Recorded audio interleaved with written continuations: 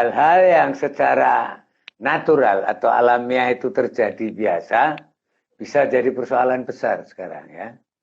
Ya contohnya parut akibat jerawat ini. Zaman saya muda itu ya sudah banyak orang bopeng, santai aja. Itu dulu ya. Dulu orang bopeng nggak apa-apa, santai aja. Sekarang wah kebingungan. Nah ini kita perlu menyampaikan bagaimana itu terjadi, bagaimana nanti solusi-solusinya ya, hasil apa yang bisa diharapkan itu supaya tidak nomor satu menempuh cara-cara yang tidak benar untuk memberikan solusinya. Kedua, juga kita harus kenal limitasi atau keterbatasan dari masing-masing metode yang kita sampaikan. Jadi, sederhananya, parut akan terjadi apabila pada kulit ada perlukaan. Jerawat atau akne itu adalah salah satu proses ya yang paling banyak mengenai pada muka ini utamanya, dan di situ terjadi peradangan sampai peradangan tadi kalau berat terjadi pernanahan sampai menginduksi atau mempengaruhi penderitanya untuk melakukan manipulasi yang berlebihan, dipencetin kayak di apa ya, banyak orang melakukan, ada yang sampai ditempel bawang putih dan sebagainya ini ya yang menyebabkan dalam proses penyembuhannya itu terjadi jaringan parut yang umumnya karena itu di muka. Parut tadi banyak kena sinar matahari ya. Nah sinar matahari yang banyak itu salah satu faktor yang menyebabkan kebanyakan parut jerawat itu lekuk atau atrofik. Jadi luka itu kalau sembuh ada 3 kansnya. Satu yang sembuh sempurna. Tidak ada parut. Atau parutnya datar dengan kulit. Itu atrofik. Yang kedua, parut atropik. Itu lekuk. Oleh karena kegagalan remodeling kolagennya. Kemudian yang, coba slide-nya ditampilkan ya. Kemudian yang ketiga, itu terjadi parut yang tumbuhnya berlebihan. Jadi hipertropik. Nah, bentuknya apa? Ini dalam slide sudah ditunjukkan. Yang lekuk atau yang atrofik scar itu yang banyak ya nekuknya sedikit aja. Ya, disebut rolling scars. Jadi itu lekuknya sedikit aja dan lebar mukanya. Sehingga nggak begitu menarik. Tapi ada yang karena dulu letak aknenya itu peradangan hebatnya di dalam, lekuknya jadi tajam dalam. Ya, itu kalau tajamnya papak disebut box scar, kalau lancip di bawah itu ice pick ya. Ice pick scar. Jadi koyok es, petilan es gitu ya, lancip ke bawah. Nah, yang gambar terakhir itu adalah simplifikasi atau penyederhanaan dari parut yang nonjol ke atas atau hipertropik scar. Nah, ini foto di bawahnya, ilustrasi dari bentuk-bentuk tersebut ya. Nah, dari hal ini yang menjadi soal utama, kenapa kok ada yang bagus, rata dengan permukaan sebelumnya, ada yang lekuk dan ada yang nonjol. Itu persoalan terjadi utamanya pada tahap akhir dari penyembuhan luka, yaitu skin remodeling atau utamanya adalah remodeling kolagen. Nah, coba slide lebih lanjut, next ya. Nah, slide lebih lanjut, ini menggambarkan apa saja toh yang paling sering memberikan pengaruh terhadap terjadinya parut jerawat. Intinya, satu, itu proses peradangan. Peradangan pada jerawat itu terjadi lebih hebat kalau ada intervensi bakteri. Jadi tanpa bakteri pun pada jerawat sudah terjadi peradangan. Nah, dengan intervensi bakteri itu peradangan menjadi lebih hebat. Derajatnya bermacam-macam tergantung dari letak kedalaman kolonisasi bakteri itu paling hebat di mana. Di permukaan sekali atau lebih dalam. Kalau lebih dalam dari akar rambut sampai di bagian agak bawah, yang terjadi bentuk yang ketiga itu yang kayak iceberg itu dalam-dalam tancapannya. Tapi kalau peradangan di permukaan sampai gede, nah ini bentuk yang pertama atau kedua lebih sering terjadi. Kemudian manipulasi, misalnya mencet jerawat. Orang punya jerawat itu macam-macam. Ada yang pengen, nggak sabar pencetin aja. Tiap hari kerjanya di kamar menghadap apa itu kaca cermin. Pengilon kalau saya ingatnya pengilon. Cermin ya, ngadep cermin, mencetin jerawat seharian atau semalaman penuh. Itu ada suruh gabung kegiatan remaja nggak mau. Mau diajak main futsal nggak mau. Lebih asik mencetin jerawat. Apalagi kalau dapat PR dari tempat kuliah sulit nggak bisa ngerjain. Ya, itu terus mencetin jerawat seharian bisa. Ya. Ketiga, banyak orang OB. Nggak mau perhatiin punya jerawat itu. Biarin nanti kan sembuh sendiri lama-lama. Nah, sehingga banyak pada penderita jerawat-jerawat berat yang tidak suka untuk memberikan upaya-upaya pengobatan, proses peradangan berlangsung lama. Dan bisa variasi jerawat satu dengan yang lain itu jadi banyak banget. Ada yang masih level komedo aja muncul, masih kecil-kecil. Ada yang sudah peradangan dengan pernanahan. Ada yang sudah terjadi nodul yang besar-besar, benjolan yang besar-besar dalam isi nanah. Nah ini kadang-kadang karena tidak dirawat.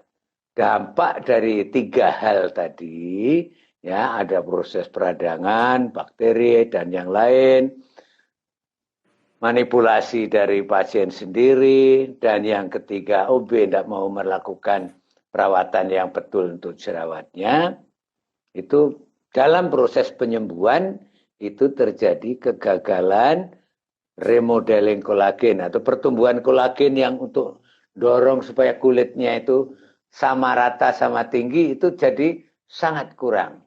Nah ini banyak faktor. Tadi satu sudah saya singgung, misalnya sudah jerawatnya gede-gede, sukanya lari-lari aja atau berjemur aja. Nah, terlalu banyak ultraviolet itu mengurangi respon kolagen, sehingga kadang-kadang penyinaran ultraviolet juga dimanfaatkan untuk mengurangi yang parut, yang nonjol, yang hipertrofik. Ya, nah yang khusus untuk yang hipertrofik saya tambahkan sedikit ya. Ini kita harus ingat ada faktor-faktor lain. Jadi banyak pasien nggak sadar kapan muncul jerawatnya, tahu-tahu yang muncul sudah keloidnya. Jadi ada faktor-faktor endogenus, faktor-faktor endogen pada pasiennya. Bisa itu soal genetik bakat keloid ya. Bisa itu induksi oleh beberapa zat yang memacu respon pertumbuhan kolagen yang berlebihan ya. Nah ini saya kira Bu Dias kita kita berikan kesempatan untuk kita friend untuk berikan tanggapan atau mungkin Bu Dias ada beberapa hal untuk memicu teman-teman yang lain membahas ini lebih banyak. Baik dokter. Dokter mungkin boleh dijelaskan sedikit nih dok tips-tips untuk mencegah supaya tidak terbentuk bopeng dok, supaya kedokteran jerawat ini nggak jadi bopeng dok. Ya. Kalau kita bicara bagaimana itu kita mau mencegah supaya tidak terjadi bopeng atau tidak berlanjut berlebihan bopengnya. Nomor satu, jerawat itu harus difahami. Peradangan pada organ pilus basea, rambut dengan kelenjar minyak kulit. Terjadi kenapa banyak di muka, oleh karena di wajah kita itu rambutnya rambut kecil, ya. Tapi kelenjar minyaknya gede-gede. Jadi ibarat pabrik gede dibangun di perkampungan. Produknya susah buang gitu ya, yang sederhana begitu. Maka disebut folikelnya folikel sebasea. Rambutnya kecil, kelenjarnya gede. Jadi mengetahui seperti itu, maka kalau kita berjerawat, nomor satu, kurangi manipulasi. Oh ya tadi cerita dipencet-pencet di apa ya, udah biarin lah. Terus yang kedua, sekarang hidup itu zaman profesionalisme. Saya kalau sudah urusan HP begini ini gaptek bener, nggak bisa apa-apa. Saya mesti konsultasi. Caranya jawab apa itu, kiriman WA untuk menyatakan setuju apa tidak aja saya harus konsul. Nah ini sama ini. Kelihatannya jerawat itu milik semua orang.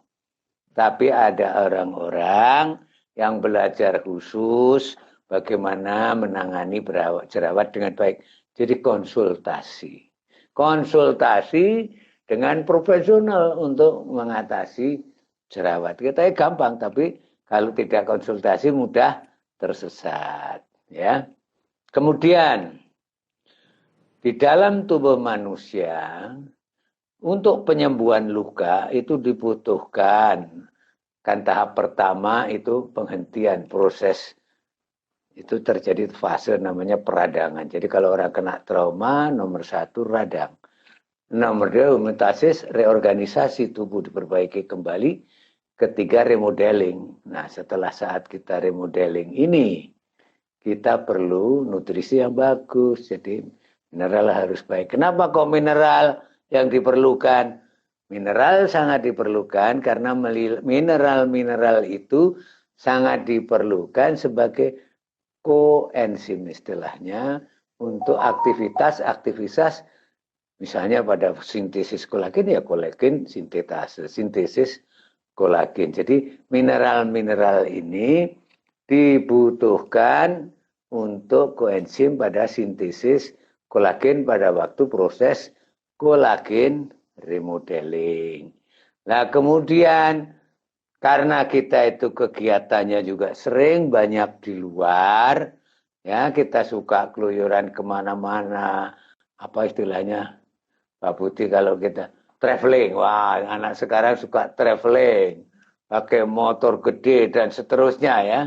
Kalau zaman saya travelingnya kan cuma ngowes tuh paling ya 20 kilo udah jauh. Apalagi zaman dulu sepedanya nggak pakai apa itu gigi yang banyak. Sekarang giginya 27. Kalau dulu zaman saya giginya cuma satu. Jadi nanjak sama nurun ya giginya sama aja. Lah ini kegiatan di luar ini kalau bagi yang punya jerawat harus diantisipasi. Nah, tadi saya sebut terlalu banyak paparan ultraviolet, jangan lupa kita tinggal di daerah tropik yang rata-rata pancaran ultraviolet itu cukup tinggi. Nah ini harus dikontrol ya. Kalau pas keluar pergunakan misalnya sunblocking ya, obat-obat tabir sinar matahari, tabir surya ya. Itu gitu. Nah soal mineral tadi. Apa harus supplemented by tablet? Kita lihat makan kita. Kalau saudara-saudara makannya cuma junk food melulu, makanan jadi, Indomie rebus, Indomie apa, sukanya Pak Budi malam cuma nongkrongnya Indomie ya. Nah ini harus kita perhatikan. Kadang-kadang suplementasi sangat diperlukan. Kalau ada itu orang yang dietnya bagus kayak Pak Nardi ini nggak usah. Ya Pak Nardi itu ada pepaya, ada pisang, ada buah yang tiap hari konsumsi itu. Nasinya yang sedikit, lauknya banyak ya. Kalau zaman saya kecil dulu istilahnya goji wakro. nasinya satu, sego siji atau nasinya satu, lauknya yang double-double. Ya, itu istilah zaman dulu. Sekarang udah nggak laku. Sekarang pokoknya ya kalau kita mampirnya di sushi tei, ya, pokoknya yang penting sekarang yang dimakan tuh harganya mahal. Ya bedanya orang yang angkatan saya ini yang baby boomer, ya lahir zaman saat Indonesia miskin, mau meninggal saat Indonesia sudah mulai menuju ke kejayaan. Orang sudah nggak ada yang makan nggak enak lagi. Zaman saya kecil jangankan tukang beca, ini sedikit ngomong luar. Lurah saja bapak saya makan daging sapi itu seminggu hanya 2 kali paling pol itu. Karena pasarannya hanya 2 kali setiap bulan, setiap minggu. Nah sekarang tukang becak aja makannya mesti komplit dalam soal gizi. Cuma variasinya yang kurang sehingga terjadi kekurangan vitamin dan mineral juga masih cukup banyak ya. Saya kira garis besarnya itu. Jadi ada 4 hal ya. Jangan manipulasi berlebihan pada jerawat dengan cara yang semaunya sendiri. Jangan lupa berkonsultasi. Harus dibutuhi kebutuhan gizinya terutama mineral yang cukup yang berperan untuk koenzim pada sintesis kolagen pada proses kolagen remodeling pada penyembuhan luka dan pergunakan bahan-bahan perawatan untuk mengurangi risiko terjadi parut yang atrofi ya, berbeda nanti dengan parut yang hipertrofi. Itu dulu Bu Dias. Atau mau ada tambahan lagi? Ya, baik dokter. Terima kasih atas penjelasannya. Jadi sekarang Kedavren sudah lebih banyak tahu ya tentang penyebab bopeng itu apa, bagaimana proses terbentuknya, lalu sampai diberikan juga tips-tips langsung dari pakarnya nih. Pokoknya istimewa banget kalau hari ini menyaksikan Skin Talk, ilmunya banyak sekali. Buat Kedavren yang masih ada bingung atau mau sharing-sharing pengalaman, khususnya hari ini kita bahas tentang bopeng ya atau scar, boleh silahkan langsung ketikkan pertanyaan kalian di kolom komentar ya Kedavren. Nanti akan ada sesi tersendiri yang untuk pertanyaan kalian dijawab oleh Dr. Sunardi. Nah, dokter, kita kembali bahas ke lanjut sore ini. Kita lanjut ya dok ya. Baik. Ya oke. Kita lanjut sekarang. Baik dok. Ya. Sudah banyak Kedavren yang penasaran nih kalau untuk kulit yang sudah terlanjur bopeng atau muncul scar, ini bagaimana nih dok solusinya dok? Oke, jadi kalau kita itu sudah terlanjur terjadi parut pada bekas jerawat kita, ya, apakah itu yang dangkal atau yang box atau yang ice pick, ya, atau yang hipertrofik, kalau itu sudah terjadi, nah disesuaikan dengan keadaan masing-masing Kedavren ya. Kompleks persoalannya, nah kita bisa dengan krim perawatan atau program-program perawatan. Nah program-program perawatan apa? Satu tujuannya adalah mencegah terjadi bopeng atau parut lebih lanjut. Yang kedua, memberikan koreksi minimal sampai dengan optimal untuk parut-parut yang sudah terjadi. Dan yang ketiga, menekan munculnya jerawat lebih lanjut. Ini 3 poin ini harus kita ada. Nah itu sudah diformulasikan di krim-krim perawatan untuk bopeng di estetika. Terus metodenya apa aja? Ya macam-macam ya. Macam-macam tergantung dari jenisnya. Misalnya beberapa puluh tahun yang lalu sudah dimulai orang menggunakan peeling. Bahasa sederhananya itu diamplas ya, tapi dengan mikropil. Jadi itu teknologi ngamplas yang terkendali. Jadi kita bisa menggunakan serbuk ya, yang sangat halus, tiupkan di permukaan kulit, geser-geser supaya rata pada semua permukaan bisa. Kita bisa menggunakan diamond ya, yang ditata diamond halus yang ukurannya micronite, sudah dari pabriknya dibuat, digosokkan di permukaan juga bisa. Nah, ini semua yang ngerjakan orang-orang terlatih. Ada di estetika klinik ya. Nah, itu dengan mikropil. Kemudian yang lain lagi apa? Kita memasukkan bahan-bahan yang bisa membantu. Ini terutama untuk yang parut yang lekuk ya. Kita masukkan bahan-bahan yang berfungsi membantu atau memicu remodeling kolagen bahkan pada bagian kulit yang sudah terjadi parut. Ini kita akan masukkan bahan-bahan tadi, kompleks bahan-bahan tadi, dimasukkan dengan alat yang alatnya punya jarum banyak sekali ya, jarumnya masuk di situ, itu disebut auto roller. Ya, kedalaman jarumnya diatur, empirik sudah disesuaikan dengan kedalaman dari dermisnya, sehingga akan memicu remodeling kolagen pada kedalaman yang dikendaki, mengurangi lekuk-lekuk yang dalam menjadi lebih superficial. Kulitnya jadi kelihatan lebih lembab. Bahasa Jawanya itu minul-minul lah ya, lembab minul-minul lah. Apa Mas Putih bahasa minul-minul itu bahasa Indonesianya apa ya? Lembut pokoknya. Kalau lihat bayi sama lihat bayi, wah glowing itu sinar nanti ya, glowingnya nanti. Oh, beda. Ini minul-minul dulu karena remodeling kolagen tuh minul-minul dulu.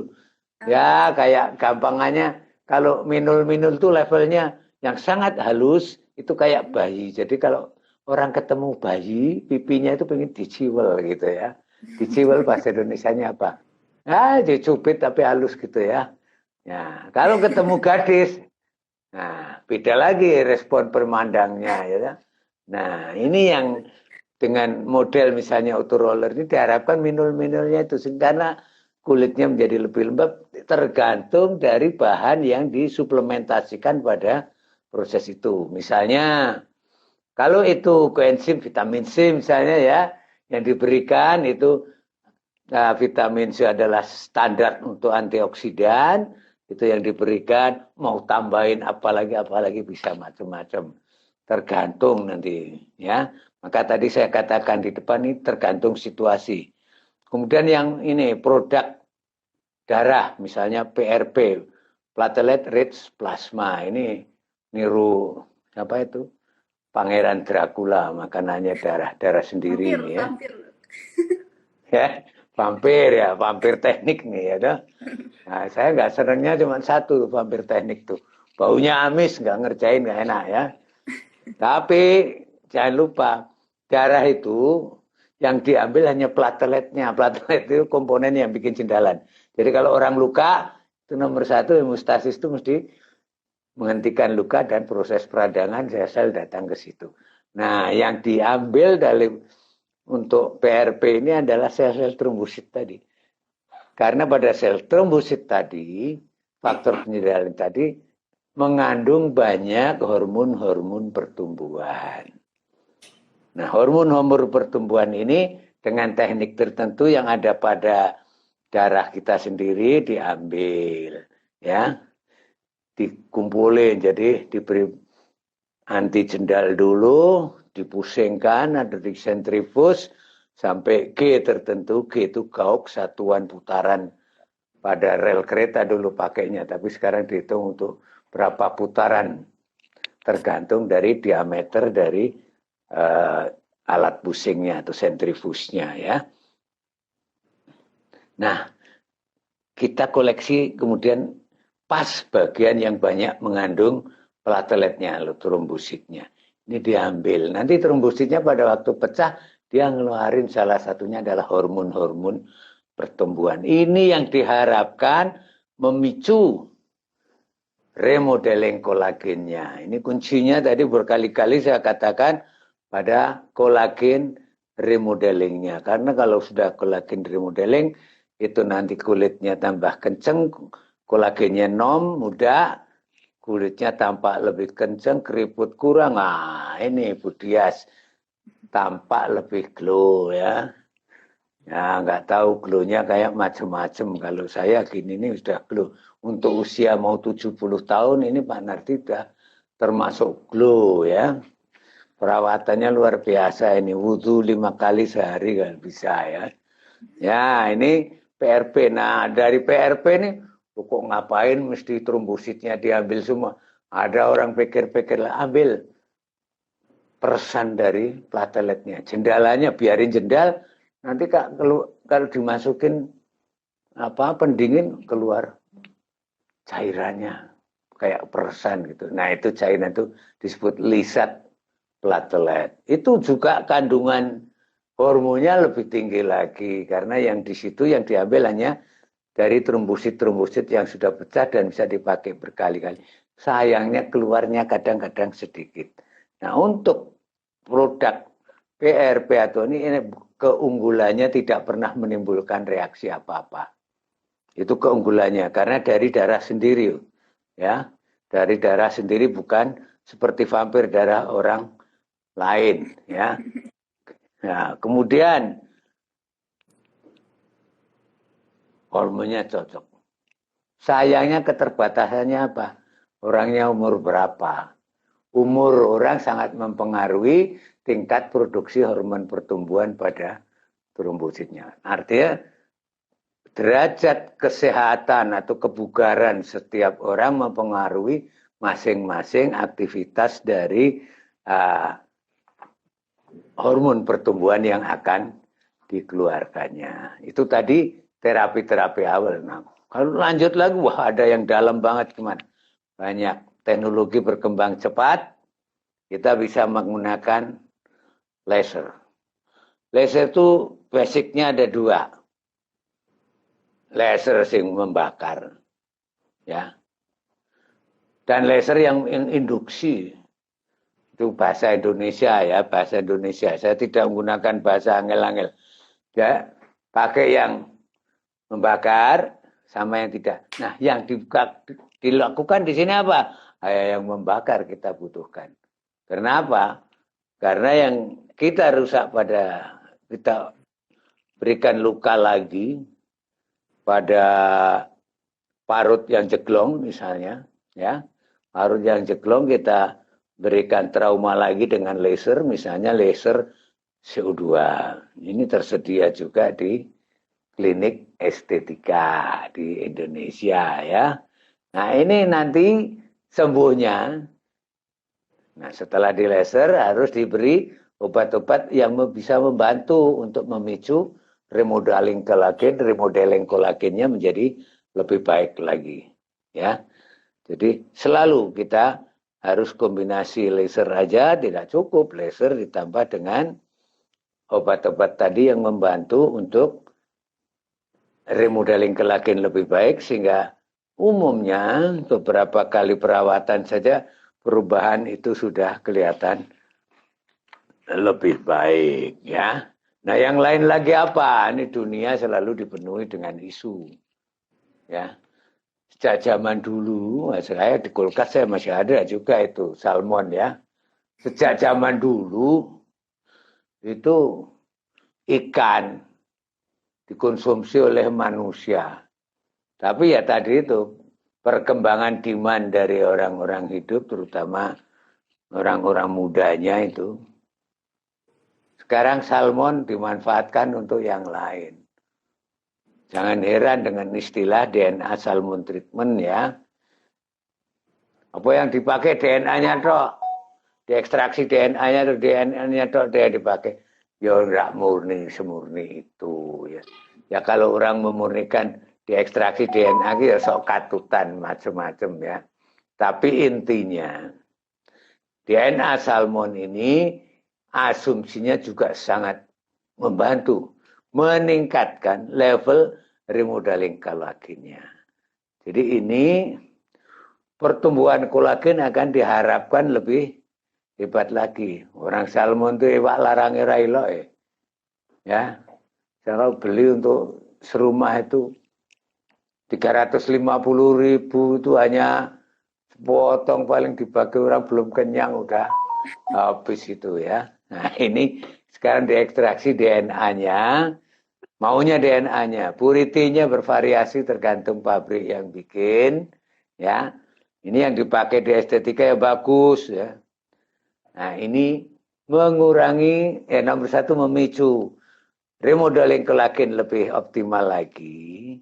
Ini sangat banyak digunakan juga untuk bentuk-bentuk parut yang dalam dan agak luas. Ya. Ini hasilnya katanya bagus. Ya. Saya sendiri belum pernah ini. Nah, di estetika sudah ada ya. Jadi bisa membantu parut yang atropis tadi. Nah, terus ini istimewanya. Ikan mahal itu bikin tekstur kulitnya tadi kayak saya bilang tadi apa? Bahasa Jawanya minul-minul itu tadi ya. Membikin lebih minul-minul. Jadi disebut dari depan ke belakang urut-urut A-nya ini adalah makin sophisticated, makin sophisticated, sophisticated. Ini dalam urutan yang saya sampaikan ini ya. Itu semua itu ada dalam layanan-layanan yang dilakukan di klinik estetika. Tentu semua ada kekurangannya. Kekurangannya apa? Makin sophisticated itu tuntutan pembiayaan itu cenderung ya lebih sophisticated gitu ya Bu Dias ya. Makin sophisticated ya kita harus siap. Ya, itu kehidupan modern memang begitu. Saya kemarin baru buka-buka YouTube. Ada para gadis-gadis sekarang minta standar suaminya kalau bisa gajinya berapa? 250 juta sebulan. Ya, gitu ya Dokter Dias ya. Nah, makin sophisticated lagi itu, Ban. Biar bisa dibiayain perawatan Dok, biar menul-menul kulitnya. Ya, oke. Mungkin ada apa Kak Kedavran yang sudah terima kasih atas penjelasannya. Jadi banyak sekali ya Dok pilihan untuk solusi untuk mengatasi bopeng atau parut yang terjadi akibat bekas jerawat, Dok ya. Dan tentunya treatment tadi itu wajib dikonsultasikan dulu ya Dok dengan dokter ya. Untuk menentukan apa sih treatment yang paling cocok, yang paling sesuai dengan kondisi kulitnya masing-masing. Begitu betul sekali dokter. Jadi ya profesional yang bergerak di bidang itu diasumsikan lebih mengetahui apa yang harus diberikan untuk pasien masing-masing. Dan jangan lupa satu hal yang harus kita sampaikan adalah hasil optimal yang bisa dipakai apa. Ya, disadvantage-nya apa, kurang enaknya apa, keunggulannya apa. Ini mesti zaman sekarang zaman keterbukaan, semua kita informasikan. Misalnya laser CO2 ya. Laser CO2 ya harus disampaikan bahwa itu painful service karena sudah diberi anestesi, nanti anestesinya habis, pulang ke rumah mulai rasa nyeri mulai ada dan seterusnya. Itu apalagi kalau skarnya itu dalam berarti depthness yang diberikan untuk lasering itu juga lebih dalam. Nah ini hal-hal ini semua harus disampaikan dengan jelas kepada semua teman-teman kedavran yang membutuhkan layanan itu. Dan layanan apa yang paling tepat itu adalah lebih bagus kalau atas dasar konsultasi. Jangan kebalik, dokter aku mau di laser nih. Nah ini ya kadang-kadang ada yang begitu toh. Sudah baca-baca datang udah langsung sampai ujung belakang. Aku mau DNA salmon aja dokter. Wah, padahal cuma saimit anunya itu apa parutnya hanya sedikit. Nah, ini perlu konsultasi. Jadi cost effectiveness semua tindakan itu kita sampaikan. Monggo, Dokter Dias. Baik, dokter. Nah, untuk Keda Friend yang mau langsung konsultasi nih dengan Dokter Sunardi, bisa langsung datang ke Estetika Dokter Avandi Yogyakarta yang ada di Jalan Cikditiro nomor 15 Yogyakarta. Atau untuk informasi lengkapnya, Keda Friend bisa langsung cek aja di website kami di www.klinikestetika.com pada bagian branches. Nah, dokter biasanya praktik di setiap hari Jumat ya, Dok ya? Pukul Ya, 2 sampai pukul 4 sore ya, Dok ya? Kalau betul, mau Bu. ketemu, langsung datang ke Estetika Dr. Avandi Yogyakarta.